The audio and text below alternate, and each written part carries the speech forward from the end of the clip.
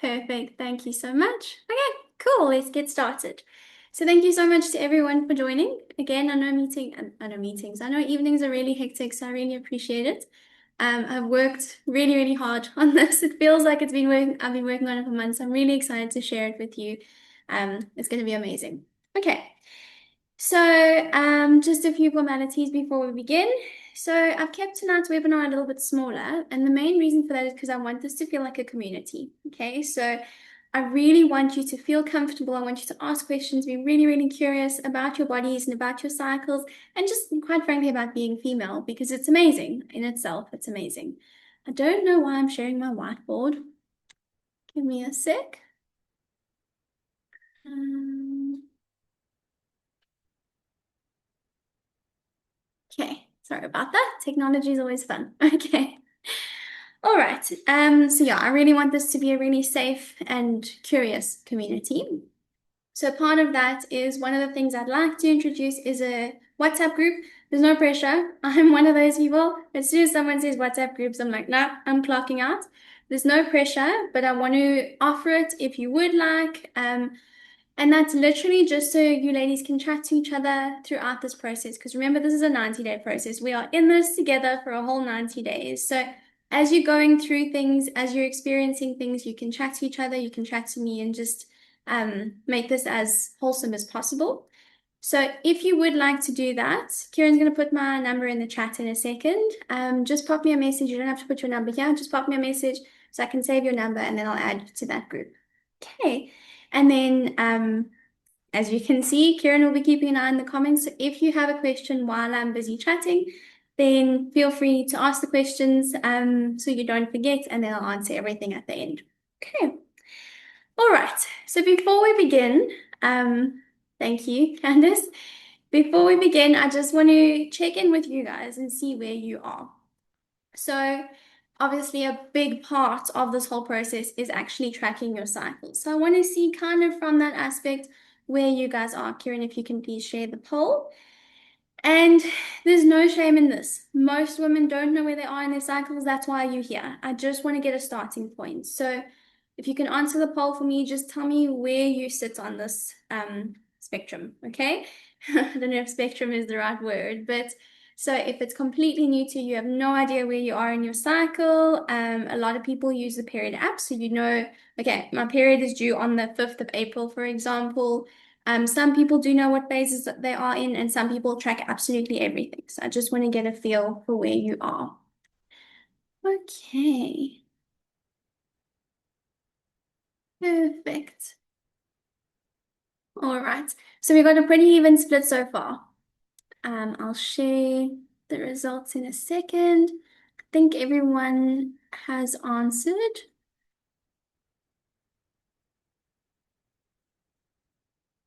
Okay. Yeah, I think we've got everyone. I think the other person might be me. I'm not sure. Anyway, okay. So I'm going to stop and I'm going to share the results. Okay. And this is actually such a good representation. Can you see the results? Okay, cool. So, like I said, not most, okay, people are in a different spectrum, okay? So, some women have absolutely no idea what's cracking with their cycles, and that's perfectly fine. Like I say, that's why you're here.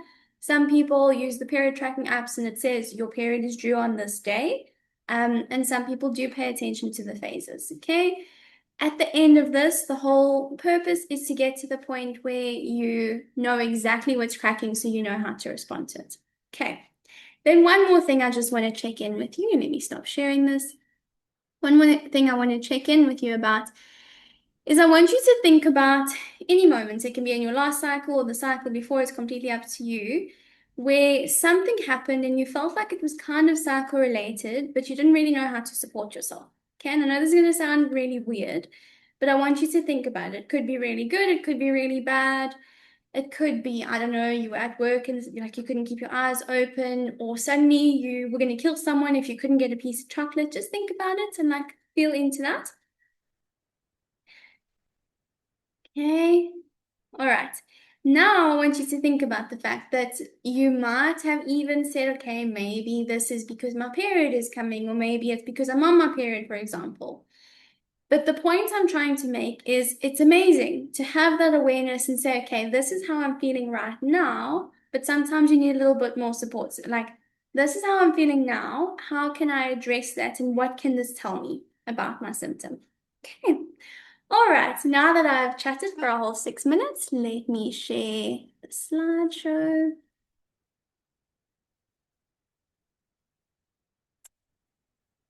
Okay. All right. Okay.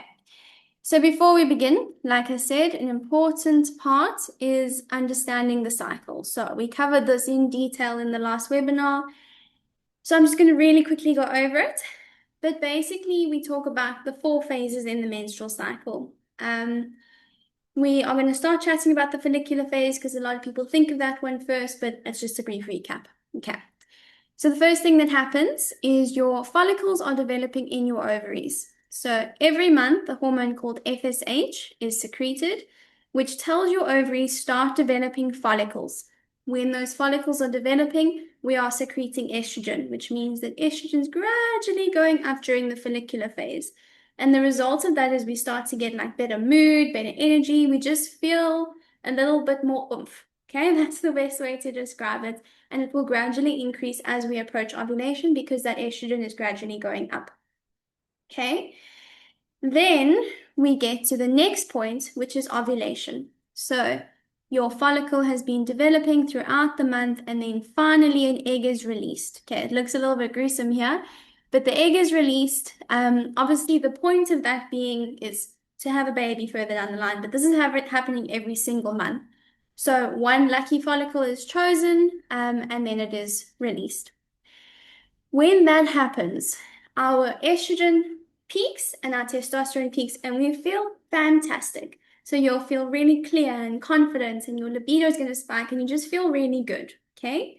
A good way to describe this is in terms of hormonal patterns. This is the closest we get to how a man feels because we're getting that testosterone peak and how they don't really doubt themselves and they just feel really good. This is kind of what we have around ovulation. Okay. Then we get to the next phase, which is the luteal phase. This is probably the one with the worst reputation, although menstrual phase is a close contender. And what happens is, so we have this follicle developing throughout the month. After it's released, a structure called the corpus luteum is left behind. And that's a really important structure. It looks like this with the little folds because it secretes progesterone. And it's really important because that tells us why if we aren't ovulating, first of all, we're not going to have progesterone, but also progesterone is so important to either prepare for pregnancy because it prepares that uterine lining, makes it nice and squishy so that implantation can happen if you do want to fall pregnant. But when progesterone is going up like this, it makes us super zen. So we feel nice and calm and really sure of ourselves, and we get a little bit more introverted, and we're okay with that. We don't feel bad about saying no to plans because we're feeling nice and calm. But also in that time, there is a slight rise in estrogen. So we do feel pretty good in the early phase of luteal. But luteal phase is it's a long period. You can see it's around day 7 to 28.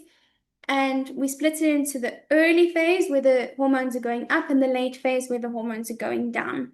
When those hormones start to go down, we can feel it. So things like energy and focus and mood swings start to pick up. So everything takes a little bit of a dip. And the reason it has such a bad reputation is because that dip is inconvenient. We don't want to be less productive. I mean, we've just had ovulation where we were feeling fantastic, and now we've got to stay at home and be introverted. It's not a great feeling. But the important part here is that we get a lot more intuitive, we become a lot more aware of what we need, that type of thing. So it's kind of just changing your perspective on it, which we're going to chat about a lot. All right. And then the last phase is obviously your menstrual phase. So at this point, because you haven't fallen pregnant, that progesterone's come down and the lining of the uterus starts to shed. Okay. During this time, we can feel really tired because obviously you're losing blood. But from an emotional standpoint, during this time, we do tend to feel a lot more introspective and just aware of what we need. Okay. You know very well if you need that chocolate during this phase.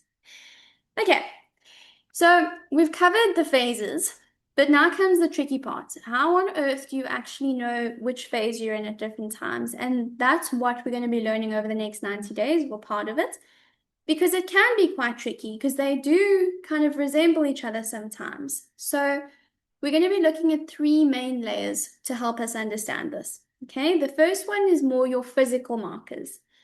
These, you don't have to do all of them, but these are the easiest ones to spot. So they're very subjective. They're going to tell you this is what's happening now. Okay. Next comes kind of the more bodily sensations and like the physical symptoms that you're going to feel. They're a little bit less reliable because they can be affected by something else going on. So, for example, if you had like really spicy food the night before, it could replicate what happens before your period, for example. So they're not as reliable, but still very helpful. And then the last one is the functional patterns. So this is more how you feel. So how's your focus and your energy and your moods and that type of thing. Very, very helpful to see the patterns, but we live in the real world. That's also going to be affected by quite a few things. Okay. All right.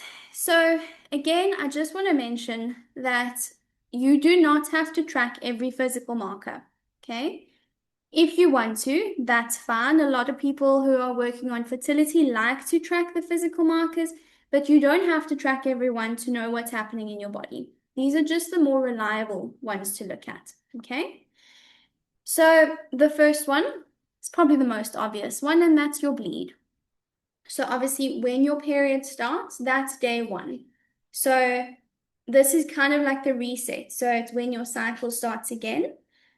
The only thing that can be tricky with this marker is that spotting doesn't count. So the pretty much the easiest rule of thumb to look at it is to say if you're only seeing blood when you wipe, so on the toilet paper, or like kind of like reddish, like pinkish or brown discharge, that's more likely spotting. Okay. If you need to use a tampon or a pad or a cup or whatever you use, that's more likely the menstrual side of things. So yes, a light period can look like it might be spotting, but usually you would have to use some form of protection to obviously stop it from leaking. Okay, so that is the easiest one to pick up, and most of us will see this every month. Okay. Then your cervical mucus. We're going to be chatting about this quite a lot more.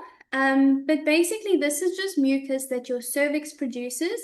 It's made of a mix of proteins and water, but the important part about this is it changes consistency quite a lot as hormones change. So it's quite a cool marker because if we can see something that's telling us what our hormones are doing, it can tell us where we are in the cycle. So it's a nice, easy one to monitor.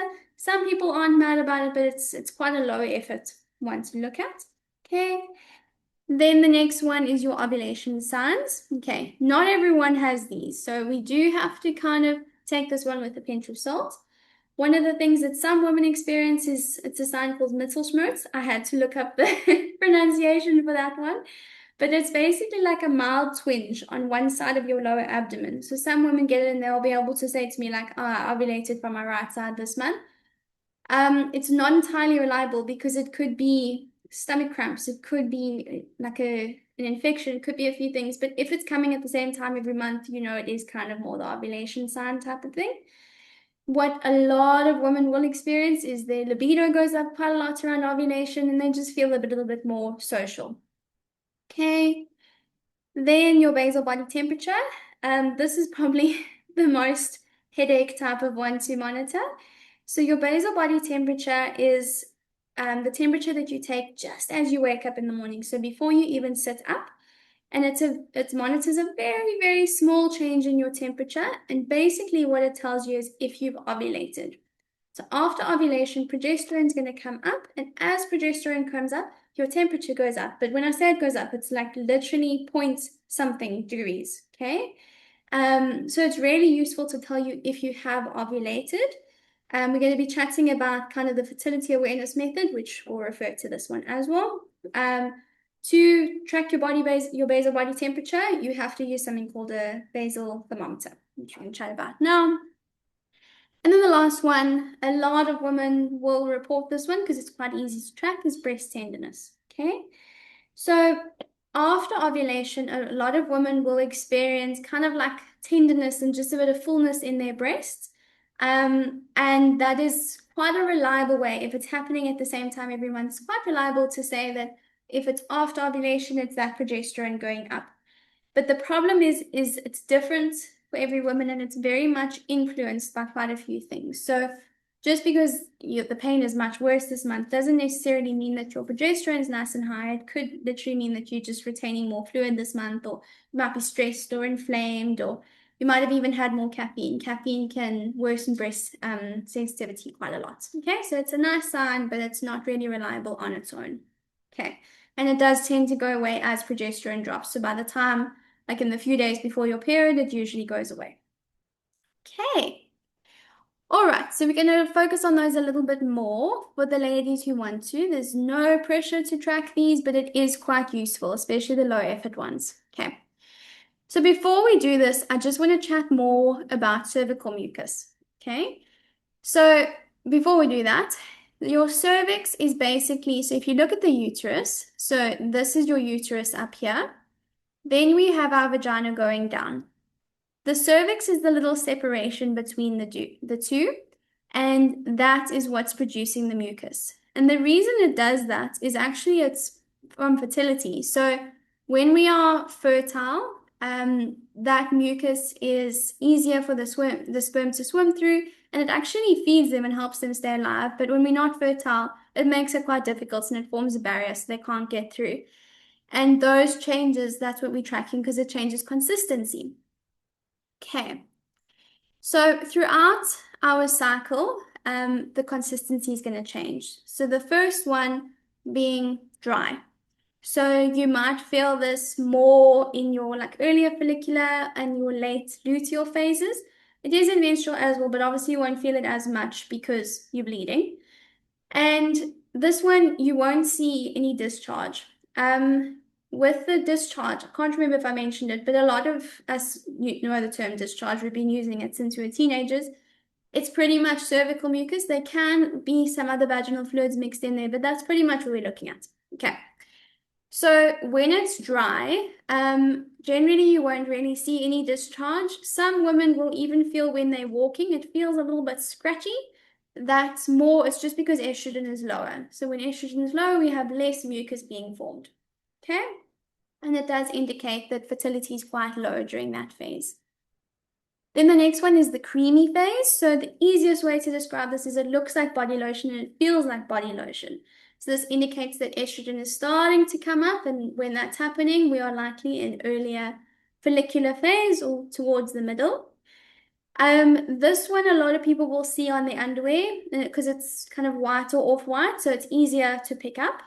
And you will often feel like you have a little bit more discharge than you did in the previous phase.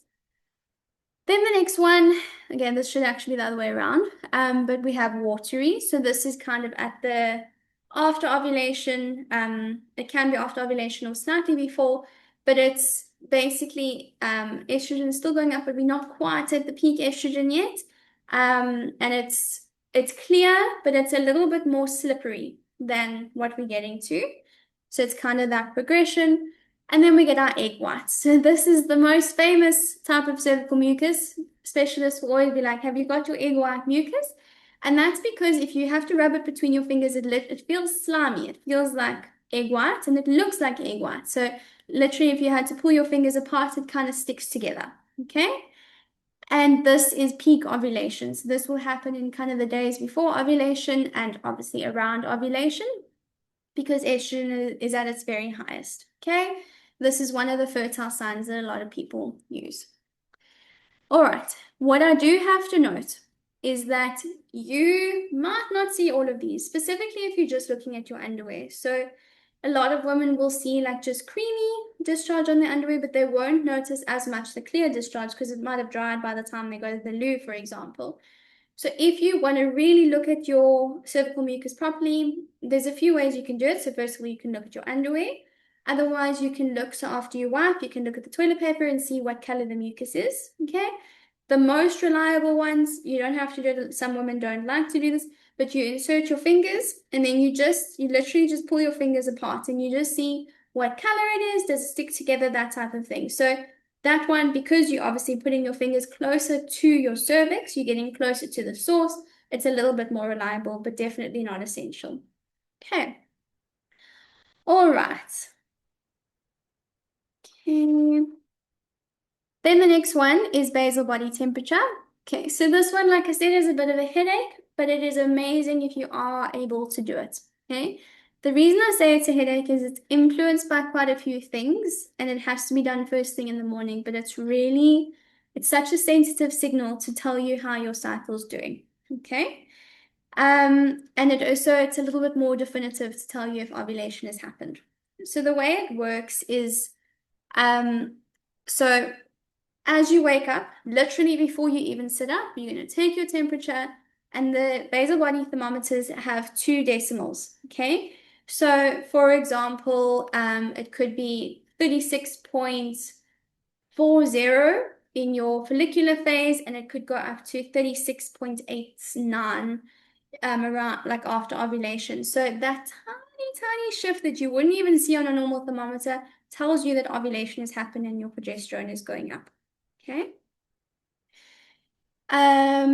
Okay, so like I said, you need to record it first thing in the morning, and then obviously you need to record it somewhere. So there's a lot of apps that you can do this, and then they'll obviously give you a visual representation. And as that temperature goes up, you know it's after ovulation has happened. And that's the important thing. And this is where a lot of people get confused. It doesn't tell you that you are ovulating, it only happens after ovulation has happened. Okay, so it confirms that it's happened, but it doesn't tell you it is currently happening. The big problem with it is that it's affected, obviously, if you have a fever, it's going to push your body temperature up. If you have alcohol the night before, if you didn't sleep well, if you went for a sauna, if your room was a little bit hotter than usual, it's going to affect that temperature slightly. So you do kind of have to keep that in mind. And again, look at the pattern. So if today I take my temperature and it's 36.95, but I take it tomorrow and it's 36.4, I know that was kind of an outlier. And just make a note of it on the app or the charts or whatever I'm using. Okay, so like I said, it confirms if ovulation has happened, but we do need to just look at the pattern and not ignore outliers, but just make a note if something is a little bit funny. Okay, so before ovulation, the temperatures will stay quite low and pretty stable, and they will go up slightly after ovulation, and then they do go down again, as your period approaches. Okay, then we get to our next one. So this is more the symptoms that you're experiencing in your body, and most women do have that. We do see it as nuisances. Like I said, you want to be able to function at what you were functioning at a week ago. But it's really helpful because it tells you again what your hormones are doing. So the first one we're going to look at is bloating. So this one it's a marker for a lot of women and it's very reliable because for a lot of us, it'll tell us, okay, period's coming. But it can also be caused, for example, if you have IBS, it could cause bloating even earlier in your phase. So it does have to be considered in relation with other markers as well. Okay. The reason we tend to bloat is because so in our luteal phase, the progesterone changes are going to change how much fluid we retain, and it also affects our digestion. So closer to our periods, everyone talks about period poos. It's closer to digestion, our gut motility changes, and it actually does. It causes a lot of looser stools, and it can cause pain and cramping and that type of thing. Okay. Then we get cramping. So a lot of women will have cramps the day before their period and they know, okay, it's coming. The reason for that is because your uterus has to squeeze out that blood, so it has to cramp in order to get that blood out. Some women obviously do get that Mittelschmerz as well. Okay. I've frozen. Can everyone still see me? Okay. All right. Don't know what that was, but it's all good. Okay. So the cramping is a very common one. It shouldn't be debilitating. If it's a mild twinge, we can use it as a signal, but if you can't function, then it needs to be looked at a little bit further. Okay, then headaches. So kind of as those hormones are going up and down, we will start to experience the results of that. Okay, so when estrogen is going up and down, a lot of people do tend to get headaches. But if you're getting headaches at the same time every month, it tells us that it's more hormonal and less so not drinking enough water or heat or that type of thing. Sleep changes. So this is one that a lot of us kind of just put down to stress because we do tend to feel more anxious before our periods. But before our periods, we actually don't sleep so well, which compounds our symptoms quite a lot. So as that progesterone is dropping, we battle to sleep better and we battle to relax and get into deep sleep. So that in itself can be quite a good indicator of where we are in our cycle. But then also to mention, as progesterone goes up in early luteal, we can feel a little bit more tired because we just want to stay home and watch movies type of thing. Skin changes. This is a big one. A lot of us have clearer skin around ovulation, but then we tend to break out in the second phase of our cycle, approaching our periods. And this is mostly because hormones change how much oil is produced in our skin. And then, like I mentioned earlier, our digestion changes. So literally, how our gut moves changes as we get closer to our period. Okay. All right. So this is kind of just a guide. Um, I haven't included follicular here because the physical symptoms aren't so much in follicular. You might feel fantastic in follicular, but there's no obvious physical symptoms that a lot of women will experience. So it's kind of just broken up. Just to note, I will after this presentation, you'll be receiving the presentation. So you'll have all of this on hand, in addition to the workbook. Okay. All right. Okay, then we get to the functional patterns. So this is kind of how you feel at different points in your cycle. So a few ways you can kind of check in with yourself when you're tracking is say, okay, how's my energy today? How's my mood? Do I want to wring someone's neck or am I feeling pretty good? That's a good indicator for where you are. Am I focusing very well? And how's my appetite? So those are 4 little check-ins that help you quite a lot. The first one being energy. So this is a big shift. Okay, obviously around your period, you're losing blood, so you might feel quite tired, then it gradually might pick up. Around your ovulatory period, you have the most energy, and then it kind of goes back down again as we approach our menstrual phase again. Then our moods, this is a big one. So when we are on our period, I think it goes with feeling tired. We tend to be a little bit more inward and reflective and more sensitive. Then we start to pick up a little bit. We get a little more optimistic. We feel like ourselves again. Then we're super confident in our ovulatory phase. And then we start to get a little bit more sensitive. And most women will experience this before their period. Like suddenly they can't really tolerate their partner chewing. That's my big one. Okay. All right, focus and cognition. This will also change quite a lot throughout the month. So on your period, your brain's a little bit slower. So literally, even your recall. So when you're trying, what just happened to me now? When you're trying to find the words, it's a little bit slower, kind of on your period and in your late luteal phase.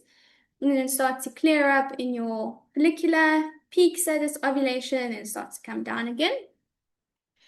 And appetite and cravings. Okay, so this is literally all about safety. So when you are on your period in your late luteal phase, your body wants to know that everything's okay and it wants safety. So it's going to look for energy and it's going to look for nutrients. And that is what we see as cravings because it does tend to be chocolate and carbs a lot of the time. And then when we're feeling a little bit better, appetite tends to go down. So that's in your follicular and your ovulatory phases. Okay. All right, so what on earth is all of this telling you? This is just kind of a quick guide that a lot of women will battle with. So the first is PMS. So PMS, what it means is it's a cluster of physical and emotional symptoms that a woman might experience before the period. And it's literally just because those hormones have dropped quite dramatically in those days before your period. It is very common, but it shouldn't be debilitating. So it shouldn't be like you can't function in the week before your period. That's something completely different. And it should be manageable. Okay. Then there's mood swings. So in the later part of your phase, just before your period starts, your estrogen drops, which means that your serotonin drops. And serotonin is the neurotransmitter that makes us feel happy. So you can imagine if serotonin is dropping, it's going to make us a little bit more sensitive to people annoying us, okay? Which is the source of mood swings, cravings. So around before our period and on our period, magnesium drops, serotonin drops, GABA drops. And again, your body's looking for safety. So it's going to look for ways to bring in those carbs and bring in that chocolate because it just wants to know everything's going to be okay and it's going to get those nutrients back. Then exhaustion. So obviously, while you're bleeding, you're losing iron. And that can make you quite tired, but you're also losing fluids. And it's a quite a hard time on the body. So you do tend to get quite tired. And then obviously as you're approaching menstruation as well, those hormones are really low, which makes us tired on its own. Anxiety. So this is one that's not reported as often, but it's definitely a big one. Okay. So GABA is a neurotransmitter, and I always explain it's like our Zen one.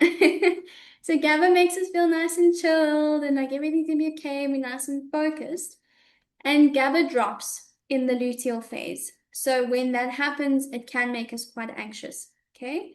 Especially if we don't have enough progesterone, because remember, progesterone also makes us feel nice and chilled. So if we don't have enough progesterone, then if it's after ovulation or whatever the case is, that can also be another cause of anxiety, but also low estrogen. And a lot of postmenopausal women will struggle with extreme anxiety, and it's literally just that estrogen dropping. Okay. The next one is brain fog.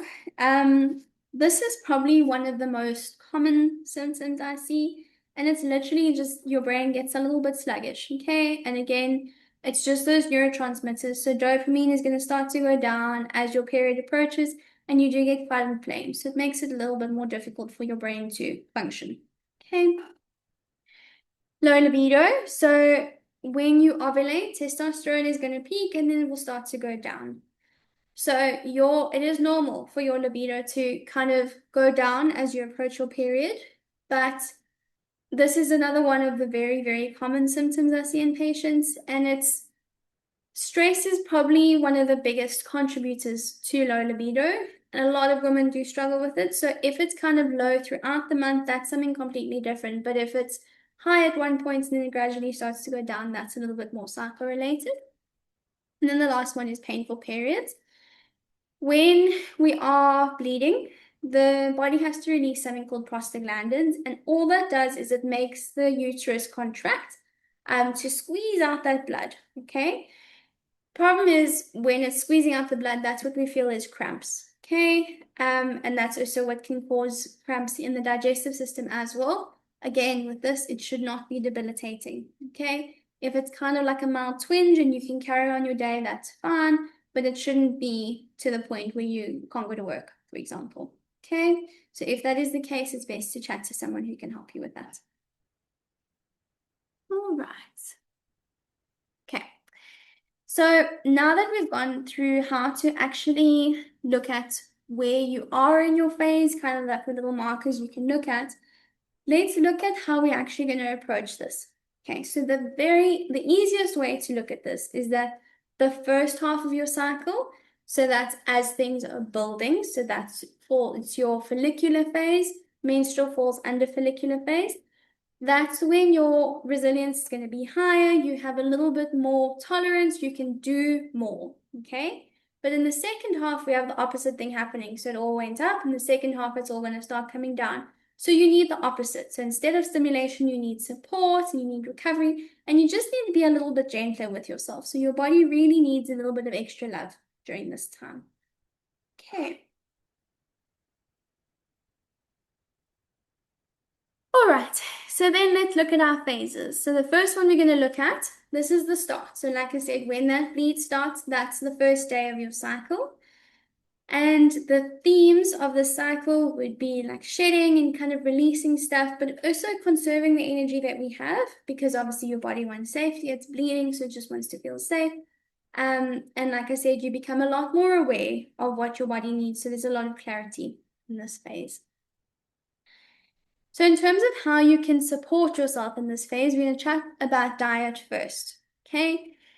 Now with these, again, all of you have different diets and you all have different preferences. So it's kind of just looking at what works for you. So for example, if you are allergic to nuts, please don't have nuts. Okay. So kind of just take this and see what works for you. Okay.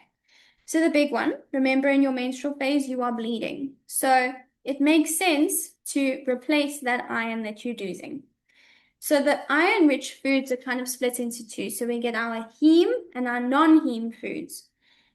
Your heme iron comes from our meat, okay? And the problem is your heme iron is absorbed at a rate of about 20 to 30%, and your non-heme iron, which is from plant-based iron, is only at about 2 to 5%. So you can understand why vegan and vegetarian women are a lot more prone to developing iron deficiency. I do see that a lot of women are iron deficient. It does have to be confirmed on blood tests, but it is worth keeping in mind. And it's a nice support. When you are on your period, you might not need a supplement, but just kind of replace that iron that you're losing. So if you eat meat, then have some meat. And then if you're a vegetarian, just make sure you have lots of foods containing that iron because you need to eat more to absorb more. Okay? Um, then we get our omegas. So that's it. The main source is in your oily fish, but it's also in nuts and seeds and that type of thing as well. And the reason for that is because inflammation goes up when we are on our periods, okay? And that's what causes quite a lot of pain and just discomfort for us. So the omega-3s are anti-inflammatory, so it helps to negate that. A nice thing is sardines. I personally don't like them, but they're amazing if you do eat them. The reason for that is because they contain bones. They're literally like the perfect little mix of iron, calcium, and omega-3s all in one. Nice and simple. Okay? And they're also quite cost effective, which is amazing. All right. The next one is dark chocolate. A lot of people smile when they see this one. Unfortunately, milk chocolate is not included, but dark chocolate, absolutely. Okay? When you're on your period, magnesium is already quite low. So that chocolate craving doesn't just mean that you have a sweet tooth or most women think that they're a failure because they're craving chocolate. Your body's telling you what it needs. So if you have dark chocolate, it's amazing for bringing that magnesium up. I think it's one of the highest food sources of magnesium, just to try and replace that deficiency, and it helps a lot with the cramping. Okay. And then warm cooked food. The reason for that is, like I mentioned, your digestion gets a little bit less efficient around your period. So if you are having warm, well-cooked foods, then digestion just gets easier. So if you're having like really difficult to digest raw food, it has to work harder. Okay. And you'll see a lot of like Ayurvedic medicine and Chinese medicine will support this. They've been saying this for centuries before they even knew about what's happening in the gut. Okay. And then another thing to mention is caffeine. No one wants to hear this, but caffeine and alcohol significantly worsen cramps. Okay, so it's kind of, even if you can just avoid it while you are around your period, it does make quite a big difference. Okay, the reason alcohol depletes magnesium is because it's a diuretic, so it increases how much magnesium we're losing. Okay. All right, I'm not going to read through each slide just because I don't want to bore everyone to death, but obviously if there's a question you have from something we've put in the slides, then just let me know. Okay, then we get to lifestyle. So this is still in your menstrual phase. Okay, again, looking at what works for you. So my favorite is probably a nice gentle walk. Remember, you have to be kind to yourself during this phase. So sorry, I've lost my face now. There you go. You have to be kind to yourself in this phase. So you have to, instead of not exercising at all, because you're probably not going to feel like it, if you maintain that exercise, you're going to have the benefits and also not feel like you've completely fallen off the wagon and dropped your fitness plan that you built in when you were feeling nice and motivated a week ago. Okay. So when you go for a nice gentle walk, it helps to decrease those prostaglandins. It helps a lot with pain. Yoga is amazing because so when your uterus is contracting, what happens is the muscles around the uterus, they tend to go into spasm as well. And the hip openers, specifically in yoga, just help to relax those muscles. So they help with pain quite a lot. Okay. Then we're going to chat more about the high intensity interval training. but specifically in the menstrual phase, it can backfire quite a lot, okay? And the reason for that is because it spikes the stress hormone or cortisol. And basically, what happens is it disrupts your hormones, and you have reduced recovery during your period. So what happens is you do this really intense program just to prove to yourself that you can, but then recovery extends into when you are feeling better and you have the capacity to do it, and it kind of throws everything off. So when you are supposed to be doing it, you are recovering from your period, if that makes sense. Okay. Then, so just some practical guidance. You kind of just need to reduce everything. So don't stop completely. Still have your rest days. Ideally on days 1 or 2, because that's when most women bleed the most. But just take it easy. That's the easiest way to think of exercise during your period. Okay. Then in terms of lifestyle, we need to remember that you still need to deliver. You still have your job and you still have your family and you still have commitments.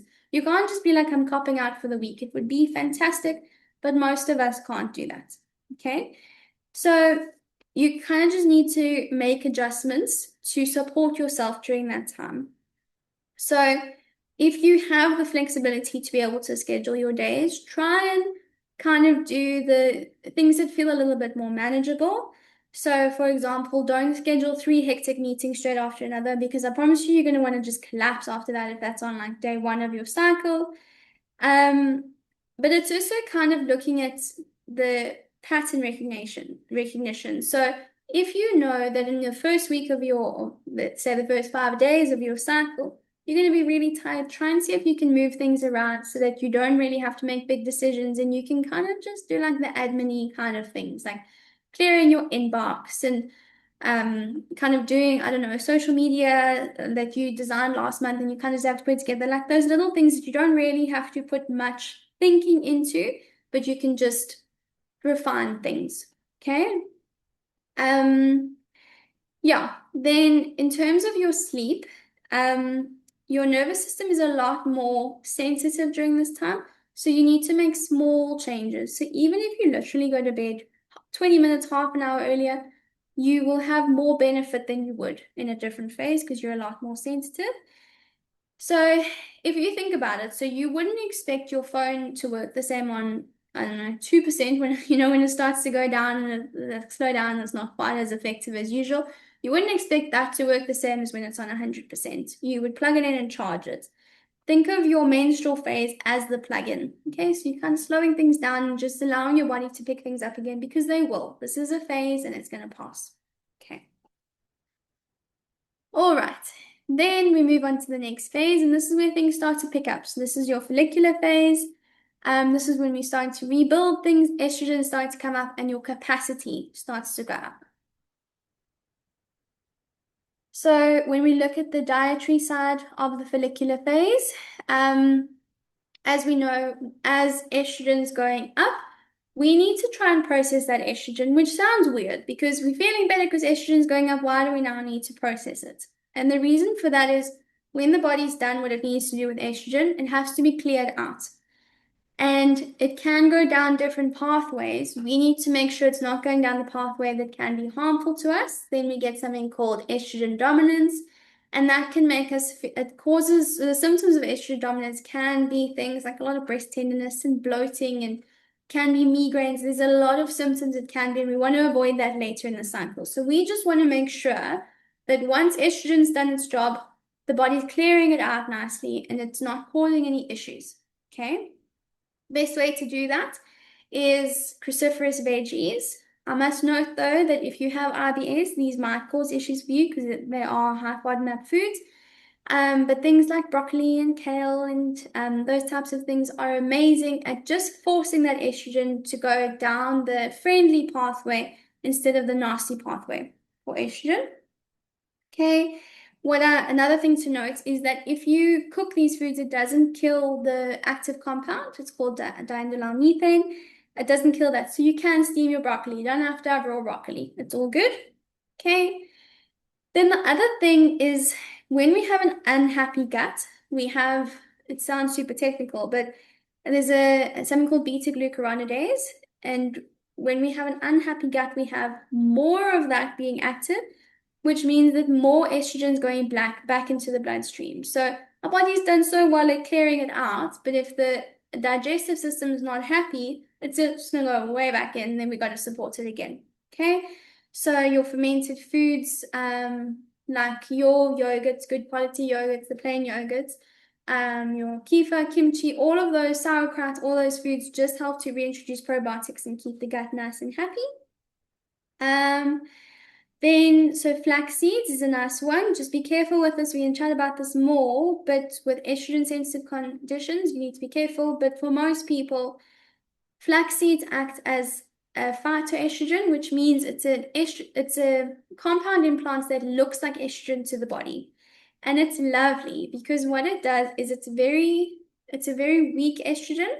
So it binds to those receptors and it makes sure that the nasty estrogens can't attach to it. But it also, if you have a deficiency, it helps to just alleviate those symptoms, but because it's attached to those receptors. So it might not be as strongly as your normal estrogen, but it does provide a bit of relief. Okay, and flaxseed is a good example of a phytoestrogen. Then your proteins. I sound like a bit of a stuck record talking about protein because high protein is always a good idea. But if you don't have enough protein in this phase, then your liver doesn't really have the building blocks to actually clear out estrogen. So again, we start having an issue. And then your vitamin D rich foods. So vitamin D is very difficult to get in foods, but if you can, then it's fantastic. So the reason for that is because vitamin D is, the deficiency is related to a shorter luteal phase, which means lower progesterone, which can be problematic. Okay. All right. Then we get to our movement. So this is where you have a little bit more wiggle room in your cycle. So you can get away with a lot more. So in this phase, you want to take advantage of your body's ability to build. Okay, so this is when you're going to do your strength training. If you do tolerate high intensity training, fantastic. This is when you're going to get away with it. So it's not going to cause massive spikes in cortisol that your body can't process. So that's fantastic. And yeah, so after you do high intensity training, you do get that cortisol spike, like I said, but your body responds to it much better. So the follicular phase is a really good time to try new exercise styles. So this is when you're feeling a little bit more confident and you want to try new things. And then progressive overload. So progressive overload basically just means that you're kind of doing more reps and more weight gradually. And this is when your body can handle it the best. Okay. The important thing is don't overdo it. Obviously, you don't want to work yourself to death and train for 5 hours a day and then not be able to walk for the rest of your cycle. So don't overdo it. Obviously, warm up quite nicely. As estrogen increases, your joint laxity increases, which unfortunately for us means that your injury risk increases. So just make sure that you're warming up really nicely. And then if you're sleeping nicely, it just helps to support those benefits of exercise. Okay. All right. Then we get to lifestyle. So this, again, you got lots of wiggle room here. So use this phase. So use this phase to do the work that takes a lot of thinking and schedule the important meetings and the presentations and that type of thing, because this is when your brain is a little bit more wired to do that type of thing. Okay. And your problem solving is much better. I must mention that as well. Okay. The other thing is, in terms of difficult conversations, at this point, as estrogen is rising, you have higher empathy. So you're more likely to settle an argument than just be like, no, not interested type of thing. Okay. All right. Then we get to the next phase. So this is the ovulatory phase. So an egg is being released and everything is peaking. Okay. So we feel fantastic and we have our highest capacity at this point. All right, so first of all is our food support. So the main goals during ovulation is, so first of all, in the days before, to actually support ovulation from happening. And the reason for that is because the actual process of ovulation is very reliant on nutrients. So things like zinc and vitamin C and our antioxidants help ovulation to actually happen. And adequate calories, that's really important because In follicular phase, a lot of women tend to undereat because they don't really feel hungry. But if you are underfueling yourself, it can actually prevent ovulation, which is obviously going to throw off the rest of your hormones for the rest of the month. Okay, so we're actually supporting that process before. Then, once that little egg is released, we need to protect that egg. Okay, it's quite fragile. And the reason for that is because your oxidative stress is at its highest around ovulation. So you want to have lots of antioxidants to actually protect that egg and make sure nothing happens to it. And my favorite is berries to do that. But there's so many different antioxidants that you can look at that support that quite a lot. Okay. All right. And then, so we've got leading up to it, then we've got actual ovulation, then we want to clear that peak so that we don't have estrogen dominance in the second phase. So again, it comes back to your cruciferous veggies and fiber and happy gut and that side of things. Okay.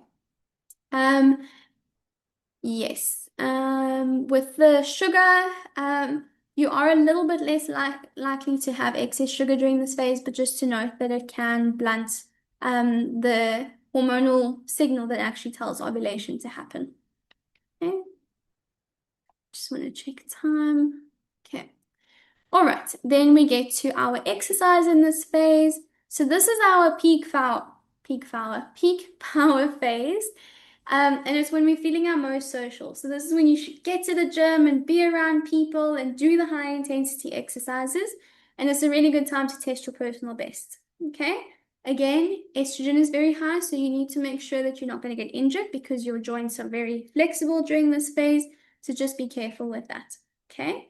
This is a short window, so take advantage of it, but still have rest days because if you are going for 5 hours just in that short little window, you are probably going to injure yourself and overdo it. Okay. All right. Then, in terms of lifestyle for the ovulatory phase, so they've actually done studies when they look at tips that waitresses have gotten, voting behavior, and I think the other one was how women are perceived in photos. And it actually finds that her body wants us to be seen during this time. So we look our best, we feel our best. And when they did those studies, it all pointed to that we are a lot more persuasive during this time, we're more magnetic, and we're more emotionally generous. Okay? So if you're going to try and convince someone to do something, this is a good time to do it. Okay? This is what our biology wires us to do. And obviously, from an evolutionary perspective, it's because this is the time it wants us to fall pregnant. So we need to be a little bit more magnetic during that phase. Okay. So in terms of lifestyle, this is the phase to do those things you've been putting off. So I always say eat your frog. I'm not entirely sure why, but something my mom says, but eat your frog. Do that thing you don't want to do during this time. Schedule those presentations. Really take the opportunity to lead the room. And step into your power, okay? But, and this is a big one, remember that every yes you say now is probably going to land in your luteal phase. So if everything you say yes to now is going to land in the next week or two, well, you're not going to want to do it. So just keep that in mind. If you can schedule things for the same time next month, fantastic, but just keep it in mind. So don't overcommit and then just mess yourself up completely in your luteal phase, okay? Because it's when we do this, and most of us do it, myself included. Actually, I can tell you. So tonight, giving this talk to you, I am far into my luteal phase, and I had such a giggle when I was doing this because I should never have put something like this where it takes a lot of preparation and thinking and stress and that type of thing in my luteal phase. But here we are. So just to show you that I still make those mistakes, and it's cool because then I have to just shift and make sure I'm getting the support. Okay, just a little side note. But generally, if you overcommit in your ovulatory phase, that will be the month that you feel like your luteal phase is just completely impossible and you have too much stuff to do and it's just too much. Okay. All right. Then we get to die. Oh, wait. Okay, yes. Then we get to our luteal phase. So remember, we break this up into earlier and late luteal phase. And this is where your body just needs safety. Okay, so your hormones are going to start dropping later on, and you need conservation and safety during this phase. Okay, so when we look at our food support, The most important thing is to realize that in our other phases we were building. We are now starting to support that decline in hormones. Okay, so things aren't building up anymore, they're starting to just slow down a little bit. So the main goals in terms of diet in this phase is to make sure that your blood sugar isn't fluctuating. And the reason for that is because progesterone helps to increase insulin sensitivity, which means it controls how much energy gets into our cells. So as progesterone comes down, we might feel like that same meal that we had 2 weeks ago and we felt fantastic and it kept us nice and full and gave us lots of energy. In luteal phase might spike our glucose and then come back down and then we feel terrible. Okay, so it does predispose us to crashes quite a lot. Um, and those fluctuations in sugar are a big part of why a lot of us have mood swings. So being hungry is a very real thing. Okay, more so in your luteal phase. Then the other thing we want to do is support our serotonin. So as estrogen starts to fall, it means serotonin falls. So we basically want to give our body the building blocks to make sure that we're still making serotonin. Even though it's less, we want to make sure we're making it.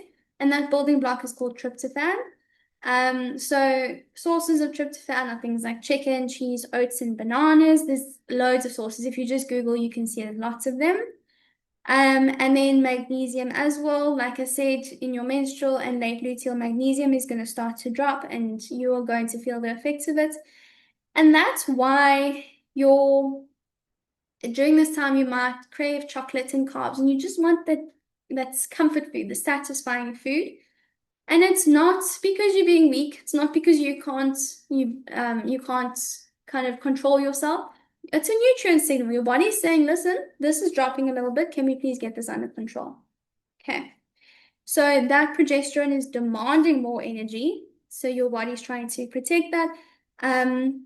But the important thing with this is you want to try and meet it with quality food. So for example, if you're craving chocolate, rather go have some dark chocolate rather than milk chocolate, even though you might prefer it. But you'll find that you feel much better after meeting it with the quality source. Okay. When you deprive yourself, so if you are having cravings and you say, no, I'm stronger than this, I don't need to have that piece of chocolate or whatever the case may be, it's going to make your symptoms worse because what you're essentially saying to your body is, no, you're wrong. I don't need to hear that. I can work through it. And the symptoms are just going to get worse because then obviously that low magnesium or low blood sugar, whatever, is going to worsen. Okay. All right. Then your sleep is going to get worse. So obviously, just supporting your sleep is really helpful. So obviously, not having coffee within a few hours before bed. If you have lots of salt, water follows salt, so it's going to worsen your water retention and your bloating. Okay. All right. Then we get to the movement side of things. So in your luteal phase, we need to start slowing things down. So you can get away with more in the early luteal phase, but you need to slow it down in the second phase. And the reason for this is because it goes against everything we've learned about exercise, where we say doing more means we get more benefits. In this case, it's the opposite. So if you do higher intensity and you're exercising more often with heavier load in this phase, you're going to get more cortisol. Magnesium is going to drop even more. You're going to get worse PMS, and it's going to extend your recovery into your follicular phase when you should be feeling better. Okay? So that's not to say again that you should stop exercising completely. It's just you want to slow it down a little bit. Okay? So we are moving more from building into maintenance at this point because a lot of women will kind of lose motivation here because it'll feel like I was feeling fantastic last week and I went to gym 3 times, but now I feel terrible, so I'm just not going to go at all. But the problem is you break that habit when you do it. So don't feel bad if you're just going to go to the gym and walk on the treadmill for 20 minutes. You're still there and you're still keeping that habit going. So that's perfect. Okay. So the kind of general guide is from day 17 to 21. You can get away with moderate exercises, but from about day 22 to 28, obviously, depending on the length of your cycle, you need to really go gentler. Okay. All right. Okay. Then we get to the lifestyle side of our luteal phase, and this is the most difficult one to work with. because the reality is all of us are working. We have lives, we have commitments, like I said. So it's kind of finding a way around that we're not completely overwhelming our nervous systems, but still getting to what we need to get done. Okay. So in this phase, that same email or tone of voice or look someone gave you 2 weeks ago, that was absolutely fine. You didn't even bat an eyelid, is now going to feel like it's deeply personal and it hurts. Okay. And the reason for that is because GABA, your calming neurotransmitter, is going to drop with progesterone and your serotonin is going to fall. So you have less emotional buffering. So if someone arrives at work and they are just like a thundercloud, you're going to feel a lot more in this phase than you did 2 weeks ago. Okay. So the idea is try to reduce the load as capacity comes down. So as those hormones come down, try to reduce the load a little bit without feeling bad about that. Okay, do not call yourself weak because you can't perform like you were 2 weeks ago. So there's a few little things you can do. Okay, so the first of all is your cognitive load. So that your actual prefrontal cortex, a part of your brain that's responsible for problem solving and decision making and that type of thing, it actually becomes less efficient. It's proven. So it means that problem solving and decision making will become a lot more difficult in this phase. So if you can, try to plan ahead. So when you're still in your follicular and ovulatory phases, try to plan ahead and preempt those decisions and problem solving so that you don't really have to think too hard in your your luteal phase. My brain just glitched a little bit. You see, I'm proving what I'm talking about. Okay, so again, I know that this isn't always possible, but just where you can, okay? Then, like I said, we have reduced ability to handle other people, essentially. So whether it's thunderclouds or like just overly happy, that type of thing, we have less tolerance. So we kind of want to decrease social interactions. And that's not to say become a hermit and don't speak to anyone for those 2 weeks. But if you can kind of have a coffee one-on-one rather than going to, I don't know, a nightclub where you're kind of going to be bombarded with all of these different feelings and energies, and it's just too much. Okay. Then sleep. Sleep is so, so, so important in this phase because again, we're building up that energy. Okay. So progesterone protects our sleep. And when progesterone drops, sleep drops, and we won't sleep so deeply. And the less sleep you have, the worse all of your symptoms are going to be, quite frankly. Okay. All right. So a few tips for real life, because, like I said, we live in the real world. So things that I've found that work is to close tabs. So if you're like me, you have 30 tabs open at a time. And the problem is you might think that that notification coming through with the email or the WhatsApp or whatever the case may be, you might think it's just for a second your brain is looking at it, but it's not. It's all adding to what your brain has to process in that moment. So if you can, try and kind of reduce the number of tabs that you're working on to have less distractions. Put your phone on focus mode. Best thing on Apple is focus mode, that you don't get notifications while you're busy working. Otherwise, put your phone on silent if you can. And check your emails at set times. So instead of every time that notification comes through, quickly going and checking and distracting yourself and completely overwhelming your nervous system, rather choose at this time and this time, I'm going to check my emails, because quite frankly, this whole thing where people need constant replies, it's not okay. Your body doesn't know how to process that. Okay. Lists are amazing to kind of just put out what you need to get done, specifically during this phase. So if you're feeling like, oh my gosh, everything is too much and I can't process this, putting it down on paper or on a digital list or whatever the case may be helps a lot. And especially on like days 1 or 2 when your energy is specifically low, it helps to pick 3 non-negotiables, or 2 to 3 non-negotiables that you have to get done that day. And the rest can wait until tomorrow. It can wait until you're feeling better, because you feeling safe is way more important than responding to that email. Again, if possible, it's just a little tip. And if you have to have like a big meeting or presentation or whatever the case is, just make sure that you are prepped.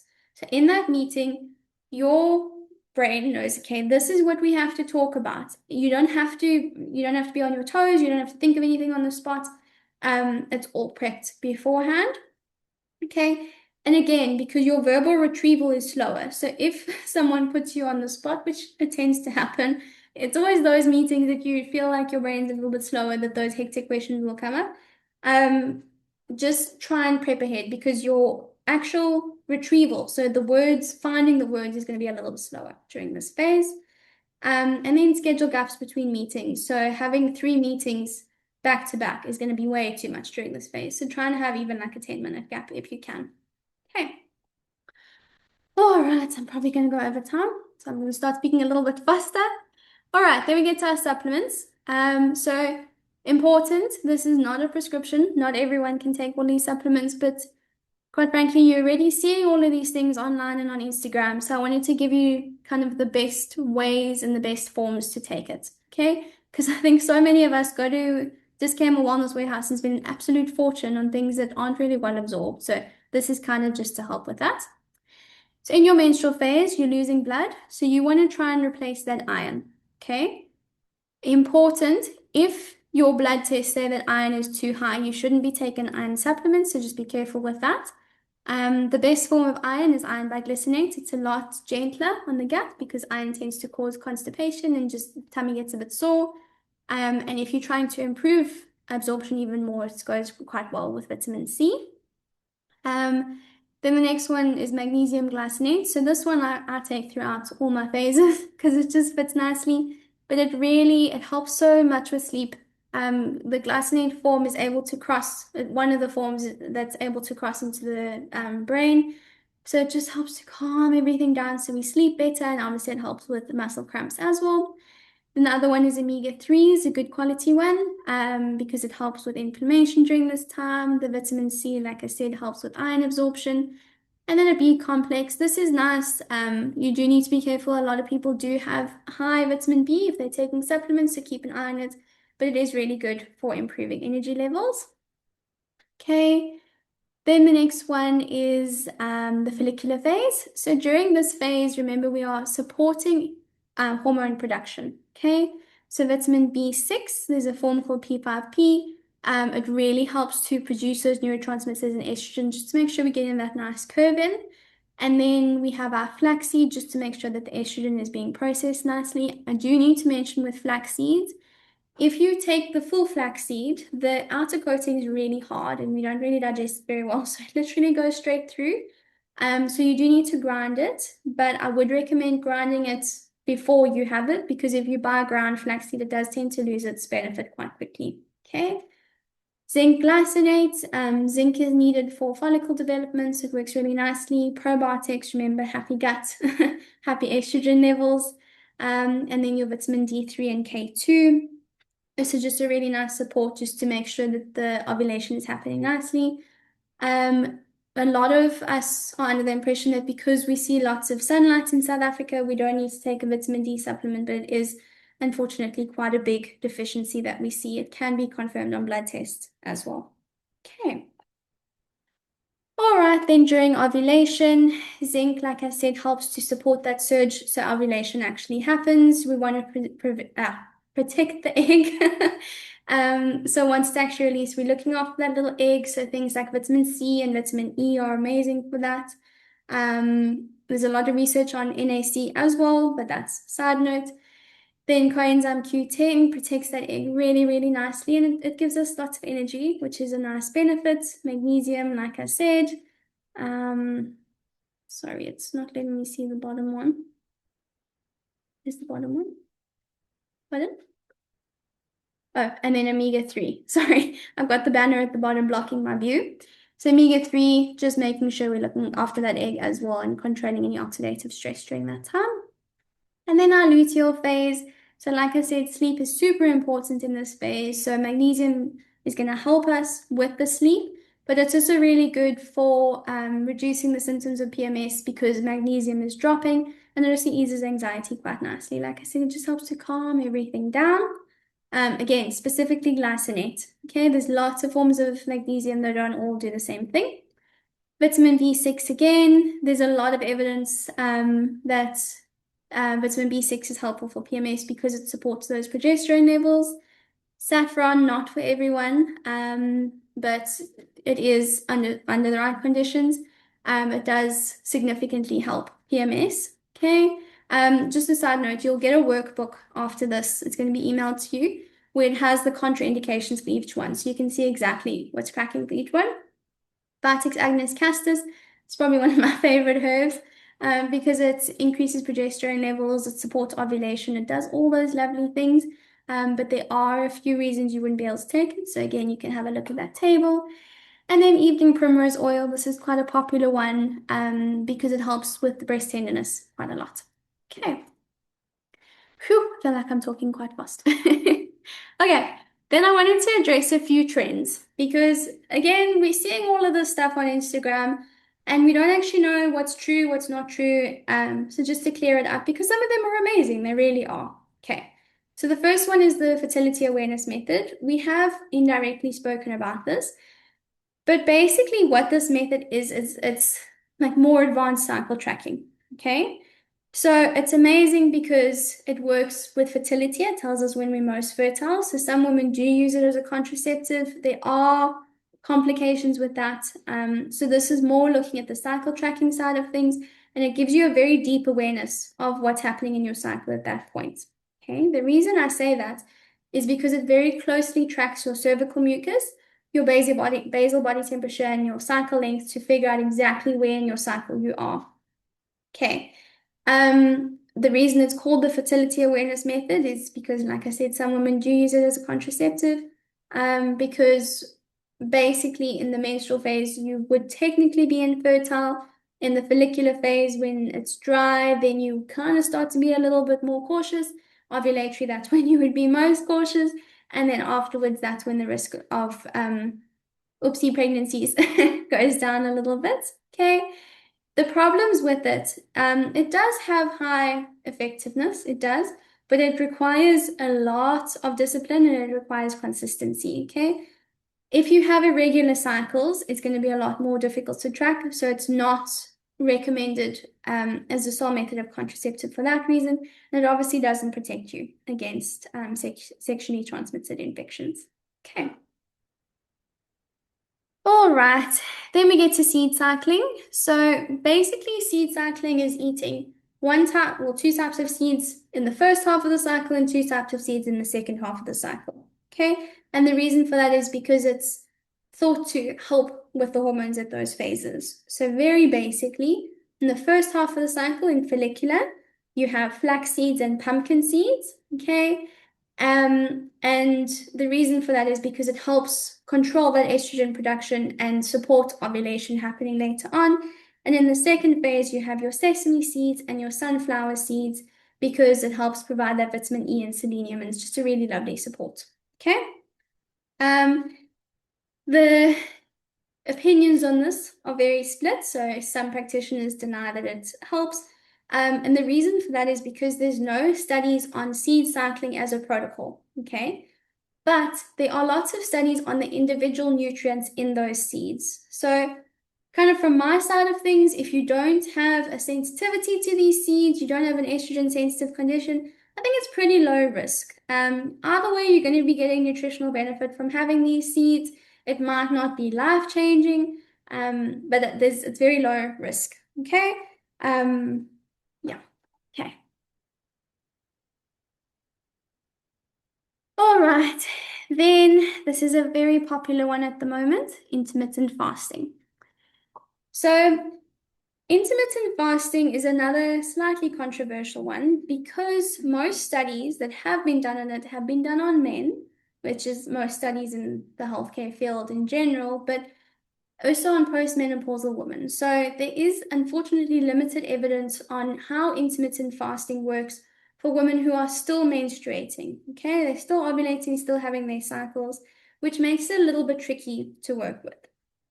And the reason for that is because when we fast for really long periods of time, and I mean, some people are fasting for like days and days and days, what happens is it suppresses a hormone called gonadotropin releasing hormone, GnRH, and that controls the whole cascade. So if we have lower GnRH, all the other hormones are going to be affected. And that's the reason why if you are under-eating, whether it's for fitness reasons or if you have an eating disorder or you're just fasting too much, it can actually stop ovulation. So that you can see why that would affect the cycle quite a lot. So the kind of 12 to 14 overnight fast. So if you think about that, that's literally eating at like 7 o'clock at night and then having breakfast at 9 o'clock in the morning. That's an overnight fast. There's massive benefit to that. But when we start looking at like the 24-hour fast and the 3-day fast and those longer fasts, that's where the issues may start to come in. Okay? If you are going to do this, please, please, please don't do it in your luteal phase. So you can get away with it in your follicular phase if you're doing it every now and then, not every cycle, but definitely not in your menstrual and your luteal phase. It's going to make you feel much, much worse. Okay? All right. So kind of just a summary. The overnight fast is fine. You can do that whenever, okay? But if you're going to be doing those very long fasts, it does need guidance. And there are like retreats that you can go to where they literally put you on drips and they monitor you throughout the day. So just be cautious with those very long ones, okay? Because you're going a very long time without food, essentially. Okay. All right. Then we get high intensity training. I do have to just mention first here that a lot of women with hormonal conditions can't really do this one because it affects your adrenal glands quite hectically. But if your adrenal glands are happy, you don't have any hormonal imbalances, it's amazing. Okay, HIIT training has endless benefits. It really can be amazing. But what we need to be careful of is that it spikes our stress hormone, that's what we want it to do. So when we have a very hectic exercise, our body has a stress response and then we have to adapt to that. And that's when we get the muscle and the increased fitness and that type of thing. So that is what we want. So that's fine in the follicular phase, but in the luteal phase, your body's really going to struggle to clear that stress response and you're not going to feel great. Okay. So the women who do HIIT throughout their cycle will often say that I feel fine in the first 2 weeks and then suddenly my fitness drops in the next 2 weeks. It's not because you're magically losing fitness and then it's coming back. It's because your actual energy is dropping. Okay. So the general guidelines is in your follicular phase, you can do 2 to 3 HIIT sessions, and then in ovulatory, because obviously it's a really short window, you can do 1 or 2, but I would avoid it completely in your luteal phase. And if you eat before HIIT training, it helps a lot with that cortisol response. Okay, it just helps your body respond better to it. Okay. All right, then we get to cold water therapy, another very popular one. I'm still trying to get my head around this one for myself, but it works well. So with this one, it's a little bit confusing because most of the research that has been done in terms of like clinical trials, well, your RCTs is at about 10 to 15 degrees, okay? But keep in mind that when you go to like the commercial tubs, like if you go to Virgin Active or wherever, they have these cold plunges. They are freezing cold. They're like between 2 and 8 degrees, and that's freezing. So the most of the research is at the warmer temperatures, and a lot of practitioners do argue that females should only use the kind of 10 to 15 degrees. Okay. The colder the water, and you can feel this when you get into a 2 degrees Celsius bath, you have a stronger sympathetic response. So your stress system kicks in and you get a cortisol spike. Okay. So the general guidelines for this is when you're on your period, avoid it. Okay. You will feel when you climb in that bath, your muscles are going to go tight, including your uterus. So it's going to make your cramps quite a lot worse. During this phase, go have a cool shower. It's more than enough. Okay. In the follicular phase, you can use the much colder ones, the commercial temperatures, if you want to. You don't absolutely have to, but if you feel good after it, absolutely. But try and keep it under 2 minutes and do it about 2 to 3 times a week. In the ovulatory, this is when you're going to respond best to it. You have more wiggle room during this time, so you can absolutely do the much colder temperatures. In the luteal phase, rather limit it to once a week. And this is the best time to use something called contrast therapy. And this one you can do in your shower at home, where literally you'll have cold water and hot water. So you'll switch between them, kind of 30 to 60 seconds, and you'll do that 2 or 3 times. And it kind of just takes your body to each end, and it's much gentler during the luteal phase. And then my personal favorite, the sauna. So saunas are incredible and they have amazing benefits if you do them properly. And the reason for that is because they activate something called heat shock proteins. They help a lot with our cardiovascular conditioning. They decrease inflammation. They improve sleep. There's so many things that they can help with. Okay, well, they improve sleep in a specific part of your cycle, which we'll chat about now. In your menstrual phase, um, so I know for myself, if I'm having like period cramps, I just go sauna and it helps to relax. It works really, really nicely. For similar reasons why a hot water bottle would help. Okay. It literally relaxes that uterus and it helps your your parasympathetic nervous system to kick in. But obviously, if you're bleeding very heavily, like on day 1 or 2, just be careful. You obviously don't want to dehydrate yourself, so make sure you drink lots of water and get out if you start to get dizzy. All right. In your follicular phase, 15 to 20 minutes is pretty good. And the average sauna is about 80 to 90 degrees Celsius. The ones at the gyms tend to be a little bit cooler than that, so you can push it a bit longer. But again, look at your own tolerance. So if you're starting to feel like, whoa, I need to get out, okay? And then it's really nice if you can go get in a cold shower, for example, afterwards, okay? In your ovulatory phase, I would go a little bit shorter, about 10 to 15 minutes. And one thing to note, if you are tracking your cervical mucus, if you are sauning, obviously you're sweating more, so you can get a bit dehydrated, and that can change our cervical mucus. So just to kind of note that. And then in your luteal phase, so one of the amazing benefits of sauna is it helps if you go sauna within 2 to 3 hours. Then what happens is later, your about 2 to 3 hours afterwards, your temperature is going to drop, which actually helps you fall into a deeper sleep. But the opposite happens if you're in your luteal phase. So if you're in your luteal phase, try and sauna in the morning rather than the evening or within more than 5 hours of going to bed. Okay. One thing to notice if you are tracking your BBT, sauna the night before is going to push that up for obvious reasons. So just do that with caution. So rather sauna earlier in the day. Okay, I'm so impressed that I stuck to the time. Okay, cool. So this was just the start. Okay. Oh wait, I skipped a whole slide. So obviously the whole reasoning behind this is I know that you all have normal lives and you are dealing with normal things. So this is looking at real life. So the first challenge that you might face is irregular cycles. So in this phase, try not to focus on, okay, she said on day 5, I must be in this phase. So I must be in this phase. Rather focus on what am I experiencing in this phase and what does that likely tell me where I am in my cycle? Because I can guarantee all of your cycles are going to look different. Most women don't even have a 28-day cycle. So put that out of your mind. It's just a way to learn it. Okay. Track from the day you start bleeding. So the first day of your period, that's day 1, and then you count from there. You can use your cervical mucus and your temperature. And that is more important. So the patterns that your body is showing is more important than the dates on your calendar. Okay. All right, busy schedules. So you do not have to do this perfectly. Please, like there's no pressure. You're going to slip up and that's normal.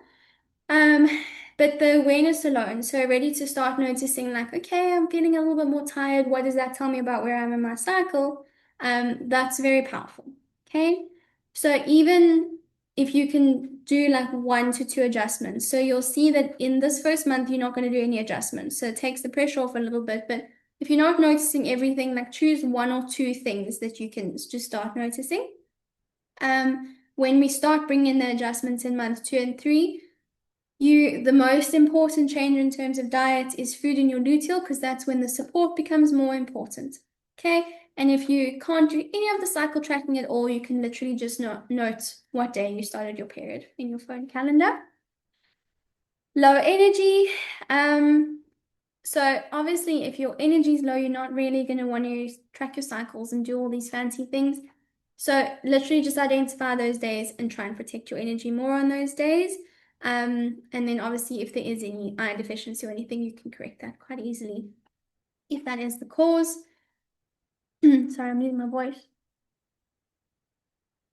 Okay, and then you don't have to be perfectly disciplined. The awareness works without being like hectic controlling with this.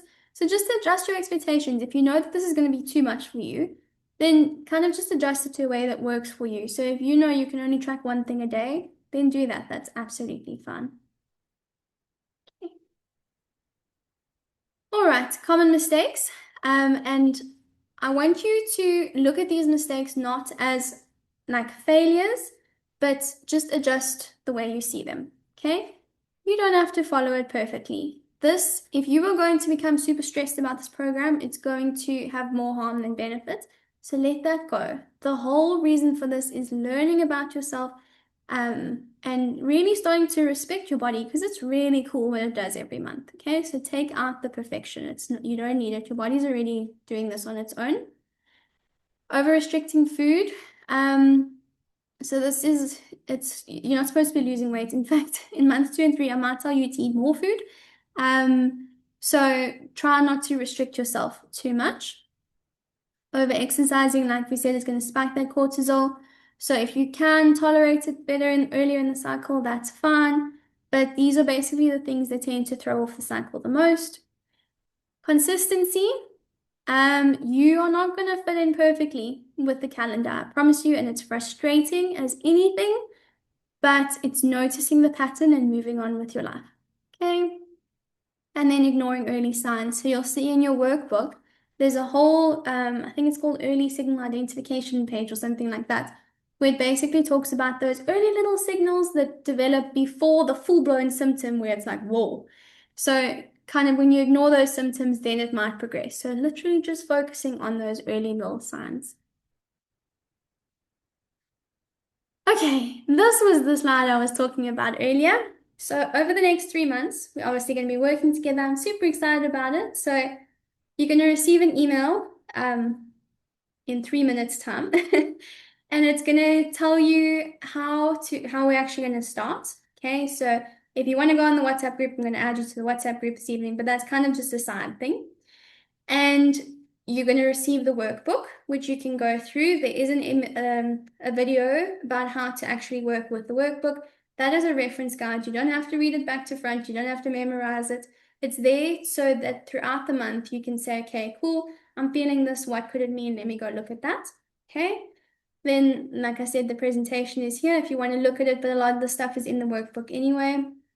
And then the actual work that we're doing for the next 90 days is learning to work with your cycle. So for the first month, all you're going to do is notice, okay? You don't have to change anything. You don't have to move heaven and earth. All you're going to do is notice, okay? So in that email, you'll see that you're going to receive an actual tracker, okay? So I'm not great with tech, so let me know if there's any issues with it, but it seems to all be working. And yeah, so just watch that Loom video. It tells you exactly how to track everything. You don't have to track everything on there, but just so you can start to see, like, okay, in this phase, these are the symptoms that's happening. So when we get to the end of month 1, you can start to see the trends. Okay, so that's literally all you're going to do for the first month. And then at the end of this cycle, then I'll send you a link so that you can send me questions and I'll record a video to respond to everyone's questions. So it's quite nice because you can see, okay, what is everyone else asking? And then you can obviously learn from that. Okay. Don't stress about months 2 and 3, but basically what we're going to be doing is making small adjustments and then refining it at the end so that you can really get a good understanding. But obviously, this will be a process. Okay, cool. And that is my story. Let me just stop sharing quickly. All right. Okay, let me see if anyone has any questions. Okay, so Linda, so with the iron, so not all forms of iron are absorbed very well, and that's why they can cause a lot of gastric upset. Vitamin C is just a nice little add-on which tends to help the iron to be absorbed. So it's not absolutely essential, but a lot of the higher quality vitamin irons will have vitamin C in already anyway. Okay. I'm under eating.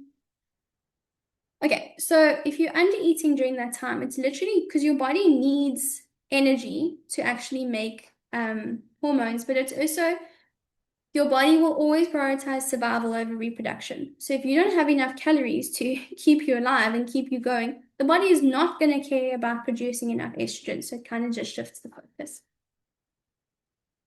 Okay.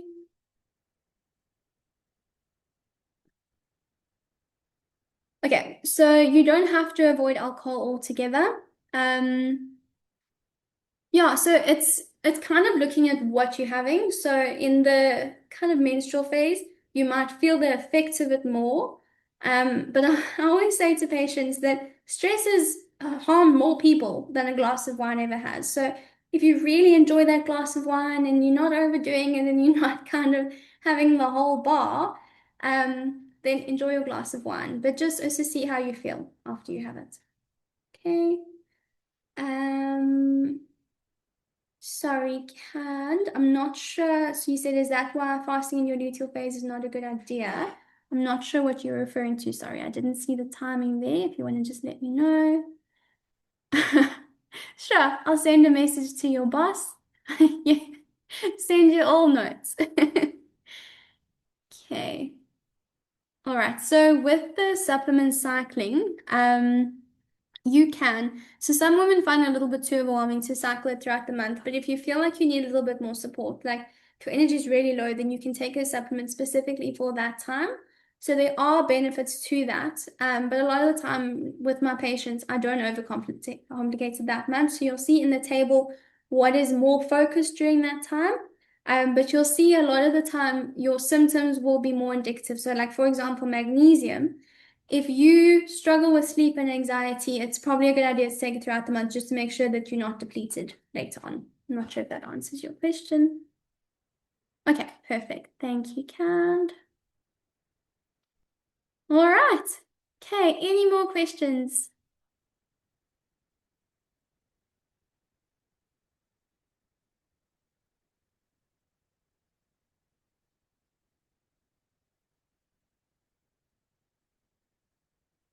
Okay, ladies, I think that's it for tonight.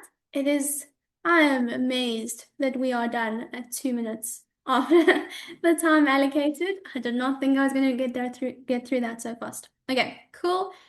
So, I'm not sure if anyone has WhatsApp, but if you haven't, then I will just add those people to the group. And if you have any questions, please pop me a message. The one thing I didn't mention is if you are on any kind of hormone replacement, it might make it a little bit more tricky. So in that case, just pop me a message on WhatsApp or email or whatever the case is, just so I can help you understand what it might look like and how to track it differently, but you can absolutely still track those symptoms. Okay. But you are more than welcome to message me. Obviously, the big questions we'll answer at the end of the month. But if there's anything else, just let me know, specifically with using the cycle tracker and opening any documents or anything like that. Okay, thank you so much, ladies. Thank you for joining me, and we'll definitely be chatting more. Okay, we're in this together for the next 90 days. It's going to be amazing.